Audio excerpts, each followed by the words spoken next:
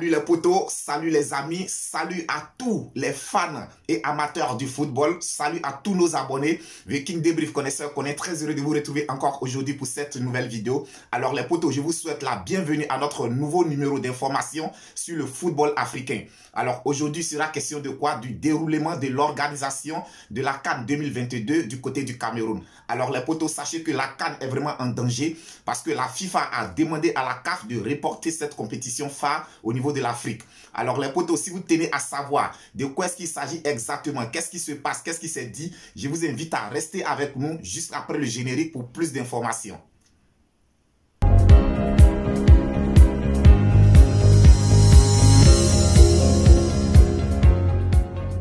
Alors les potos, comme je l'ai annoncé dans le sommaire, sachez qu'aujourd'hui, le président de la FIFA, M. Gianni Infantino, a demandé à la CAF de reporter l'organisation de la CAN 2022 du côté du Cameroun qui devrait se tenir du 9 janvier au 6 février 2022. Alors quelles sont les raisons évoquées par le président de la FIFA? La première raison, il estime que certains stades pouvant abriter les matchs de la CAN 2022 sont encore inachevés. Donc il y a des travaux, il y a des stades où les travaux ne sont pas encore achevés. Donc raison pour laquelle il estime que la CAN devrait être reportée. Deuxième raison évoquée par M. Infantino, il estime que la dégradation de la situation sanitaire, c'est-à-dire l'émergence du variant Omicron en Afrique est vraiment croissante. Donc, il estime que pour la santé des joueurs, pour la sécurité des joueurs, il ne serait pas prudent que les joueurs se rendent à la CAN parce que selon lui, aujourd'hui, il y a une émergence, il y a une dégradation de la situation sanitaire au niveau de l'Afrique. Troisième raison évoquée par M. Infantino, alors aujourd'hui, il y a certains clubs européens qui refusent de libérer leurs joueurs en hiver, qui refusent, tels que les clubs tels que l'Angleterre. Il y a certains clubs même en Angleterre qui auraient adressé une lettre à la FIFA signifiant qu'elle refusait de libérer leurs joueurs venus participer à la CAN. Donc ça, c'est la troisième raison évoquée par M. Infantino. La quatrième raison évoquée par M. Infantino, il craint qu'il y ait un télescopage entre l'organisation de la Coupe du Monde des clubs et la CAF et l'organisation de la Coupe d'Afrique des Nations. Parce que sachez que la Coupe du Monde des clubs aura lieu du 3 février au 12 février 2022. Tandis que la CAN se jouera du 9 janvier au 6 février. Donc M. Infantino estime et craint qu'il y ait un télescopage entre l'organisation de ces deux compétitions. Et cinquième et dernière raison évoquée par M. Infantino, alors aujourd'hui la FIFA a décidé de faire jouer la Coupe du Monde chaque 2 ans. Donc désormais la Coupe du Monde des Nations, la FIFA a décidé de l'organiser chaque 2 ans. Alors vu que la CAN se joue chaque 2 ans, donc M. Infantino estime que pour qu'il n'y ait pas de télescopage entre ces deux compétitions, donc il fallait que désormais la CAN puisse se dérouler chaque 4 ans et à la place de la CAN se déroulera la Coupe du Monde des Nations. Donc voici les 5 raisons évoquées par M. Infantino. Alors je vais les répéter les potos pour que vous puissiez mieux les saisir. La première raison, c'est les infrastructures. Il estime qu'il y a des infrastructures qui ne sont pas encore disponibles pour pouvoir abriter certains matchs de la CAN. La deuxième raison, il estime qu'aujourd'hui, la situation sanitaire au niveau de l'Afrique n'est pas propice pour recevoir les joueurs venant d'Europe. La troisième raison, il estime que certains clubs européens refusent de libérer leurs joueurs cet hiver pour venir participer à la CAN. La quatrième raison, le télescopage entre l'organisation de la Coupe du Monde des clubs et l'organisation de la CAF, de la Coupe d'Afrique des Nations. Donc, il craint qu'il y ait un télescopage. Et cinquième et dernière raison, c'est que c'est le changement du déroulement de la Coupe du Monde qui maintenant est prévu chaque 2 ans au lieu de chaque 4 ans. Donc, voici les 5 raisons évoquées par M. Infantino pour vraiment demander à la CAF de reporter l'organisation de la Coupe d'Afrique 2022. Alors les potos, qu'est-ce que moi j'en tire comme conclusion? Viking Débrief a analysé tout ceci. Vous savez que je suis toujours là pour vous apporter les bonnes nouvelles et pour attirer votre attention sur un certain nombre de faits. Viking Débrief a analysé toutes ces 5 raisons. Alors aujourd'hui, je ne dis pas que M. Infantino n'a pas son mot à dire dans l'organisation de la CAN. Bien sûr qu'il a son mot à dire parce que la CAF est affiliée à la FIFA. Donc toute compétition concernant la CAF, la FIFA a un mot à dire. Mais ce que je reproche aujourd'hui à M. Infantino, je trouve que ces raisons évoquées pour le report de la CAN 2022, c'est de la foutaise. Les potos, c'est de la foutaise. Parce que pendant combien de temps l'Europe continuera à se foutre de l'Afrique? Pendant combien de temps ces foutaises vont durer? Pendant combien de temps l'Europe continuera à essayer de nous assujettir, à essayer de nous humilier? Pendant combien d'années? Alors, la première raison pour laquelle j'estime que c'est de la foutaise. Aujourd'hui, Infantino nous parle des infrastructures qui ne sont pas encore disponibles, dont les travaux ne sont pas encore achevés pour recevoir certains matchs de la CAN. Je dis à M. Infantino de respecter les Africains. Première raison, premier exemple, c'est une foutaise. Aujourd'hui, nous regardons tous le stade Bernabéu, le stade du Real de Madrid. Il est en construction. Le stade est inachevé, mais ce stade abrite des compétitions de championnat d'Espagne, abrite aussi des compétitions de la Ligue des champions européenne. On voit tous le stade du Real de Madrid, Santiago Bernabéu, il est inachevé. Mais ce stade abrite des compétitions internationales. Pourquoi est-ce que M. Infantino ne demande pas au Real de Madrid de ne pas jouer des compétitions sur son stade parce que les travaux sont inachevés?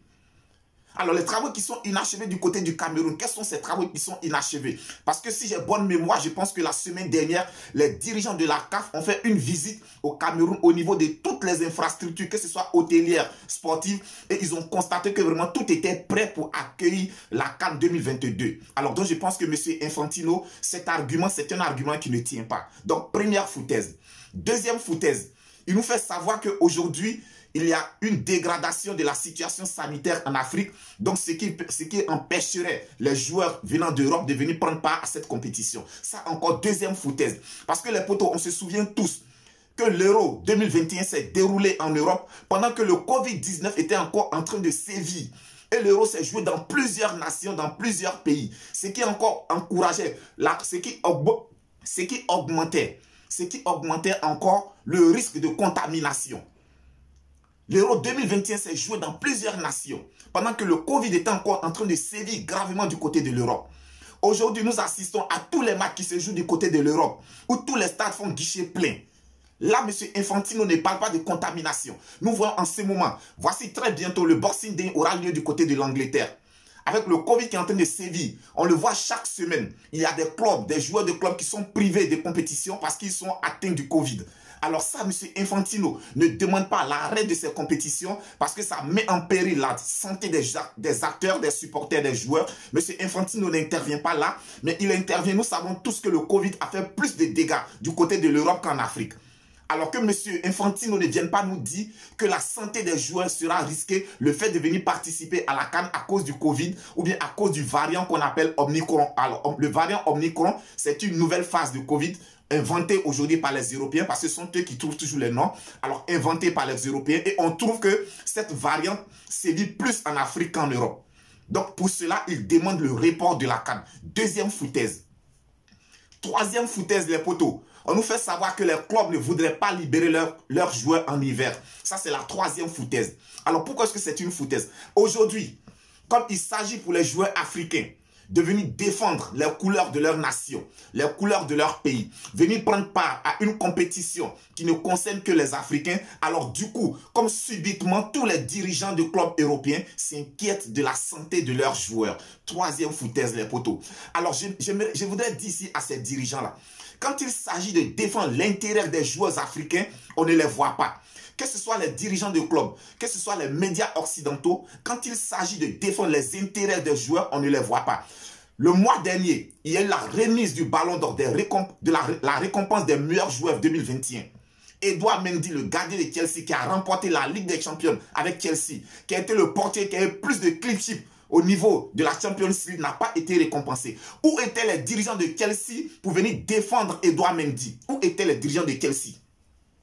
Pourquoi les dirigeants de Chelsea n'ont pas fait un communiqué, ne sont pas sortis pour dire non, nous ne sommes pas d'accord avec cette injustice parce que notre portier mérite une récompense au niveau du ballon d'or? On n'a vu personne, aucun dirigeant de Chelsea n'est sorti. En ce moment, Sébastien Haller, le pensionnaire de l'Ajax d'Amsterdam, l'Ivoirien, il réalise une performance que jamais ça n'a été réalisé en Ligue des Champions. 10 buts en 6 matchs. Ça n'a jamais été réalisé en Ligue des Champions. Mais comme par miracle, tous les médias occidentaux sont silencieux. Bouche bée. Personne n'en parle. Et même quand ils en parlent très peu. Mais alors que, si c'était un certain Lionel Messi, un Cristiano Ronaldo, un Neymar, un Mbappé qui avait réalisé cette performance, tous les médias du monde entier allaient en parler jour et nuit.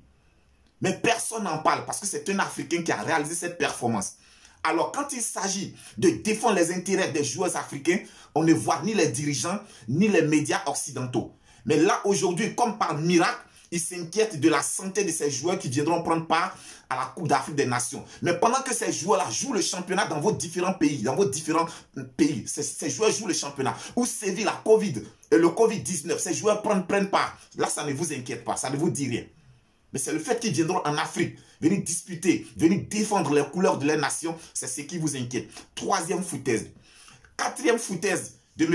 Infantino. Alors, M. Infantino estime qu'aujourd'hui, pour l'organisation d'une compétition qui concerne les clubs, je dis bien les clubs, c'est-à-dire la Coupe du monde des clubs, on doit annuler l'organisation d'une compétition qui concerne les nations, la Coupe d'Afrique des Nations. Aujourd'hui, M. Infantino privilégie les clubs par rapport aux nations africaines. Quelle foutaise! Parce que la Coupe du monde des clubs doit se dérouler du 3 au 12 février 2022. Alors pour cela, il crée un télescopage. Donc il demande à la CAF de reporter la CAN pour ne pas qu'il y ait de télescopage avec la Coupe du monde des clubs. Les potos, imaginez cette foutaise. Regardez comment est-ce que M. Infantino rabaisse l'Afrique. Cinquième et dernière foutaise de M. Infantino. Alors M. Infantino, aujourd'hui, la FIFA a décidé de jouer la Coupe du monde chaque 2 ans. Alors que nous savons que chaque 2 ans se déroule la CAN. Et il nous dit, pour qu'il n'y ait pas de télescopage entre la CAN et la Coupe du monde, alors désormais, la CAN doit se dérouler chaque 4 ans et la Coupe du monde chaque 2 ans. Quelle foutaise! La CAN, c'est nous qui avons notre calendrier. Notre calendrier à nous est de jouer la CAN chaque 2 ans. Alors vous, si vous voulez changer votre calendrier, à vous de vous adapter à notre calendrier sans toutefois empiéter, sans toutefois piétiner, déranger notre organisation. La CAN se jouera chaque 2 ans, M. Infantino. Si vous souhaitez jouer la Coupe du monde chaque 2 ans, à vous de vous arranger de votre côté. Trouver un calendrier pour l'organisation de la Coupe du monde chaque 2 ans, mais sans toutefois nous demander à nous, Africains, d'annuler l'organisation de notre CAN et que désormais cette CAN doit se jouer chaque 4 ans. Nous refusons cela. Donc 5 foutaises. Alors pour ces 5 foutaises, je dis que ce n'est pas possible. C'est pas possible. Et aujourd'hui, ce qui m'écoeure, ce qui me rend encore plus nerveux, où est passée la solidarité des dirigeants africains? Les dirigeants africains, où est passée votre solidarité? Les présidents des fédérations de football en Afrique, où est-ce que vous êtes passés? Aucune voix ne s'est levée pour critiquer. Aucune voix ne s'est levée pour dire non à ce que M. Infantino est en train de dire. Seul Samuel Eto'o-Fils, le nouveau président de la FECAFOOT. Salut à toi Samuel Eto'o-Fils. Salut à toi digne fils d'Afrique. Salut à toi. Sois salué Samuel Eto'o-Fils. Alors aujourd'hui, c'est Samuel Eto'o-Fils seul qui s'est levé pour dire non et non, cette CAN va se jouer en 2022. Et si Samuel Eto'o-Fils l'a dit, c'est pas parce que la CAN se jouera au Cameroun qu'il a fait cette sortie. Non. Mais c'est parce que c'est quelqu'un qui a toujours défendu les intérêts de l'Afrique. Et les potos, si vous vous souvenez, allez-y, regardez ma dernière vidéo. Dans ma dernière vidéo, j'évoquais déjà ce problème. Je l'ai dit dans ma dernière vidéo. Si nous souhaitons que le football africain soit défendu, si nous souhaitons que le football africain soit respecté par les Occidentaux, il nous faut des personnes fortes à la tête de nos fédérations. Je l'avais déjà dit dans ma dernière vidéo. Aujourd'hui, il n'y a que Samuel Eto'o-Fils seul capable de défendre la cause de la CAN. Où est passée la Fédération ivoirienne de football? Où est passé les dirigeants de la Fédération marocaine de football? Alors, ce qui me cœur, il y a des dirigeants de fédérations africaines qui soutiennent M. Infantino, tels que le président de la Fédération marocaine de football, le président de la Fédération algérienne de football et le président de la Fédération burkinabé de football. Ces 3 présidents de fédérations ont décidé de soutenir l'idée avancée par M. Infantino. C'est ce qui aujourd'hui affaiblit l'Afrique, notre division. Notre division. Où est passé le président tunisien de football? Le président de la Fédération tunisienne de football, où est-ce qu'il est passé? Pourquoi est-ce qu'on n'entend pas sur ce sujet? Où est-ce qu'est passé le président de la Fédération ghanéenne de football? Je pense qu'il est temps maintenant pour tous les différents des fédérations de faire bloc. Pour tous les présidents des fédérations de faire bloc derrière Samuel Eto'o-Fils, derrière la CAF, pour défendre le report de cette compétition-là. Donc les potos, aujourd'hui je dirais que à M. Infantino, que les Occidentaux arrêtent de sous-estimer les Africains. Qu'ils arrêtent de nous minimiser, qu'ils arrêtent de nous piétiner. Les potos, c'était tout pour aujourd'hui. J'espère vraiment avoir fait le tour de toute la question. J'espère que je me ferai comprendre et que je me suis fait comprendre. Les potos, je tiens à terminer. Je tiens à dire à M. Infantino, la CAN 2022 au Cameroun aura lieu. Vive la CAN 2022 au Cameroun. Vive la CAN chaque 2 années.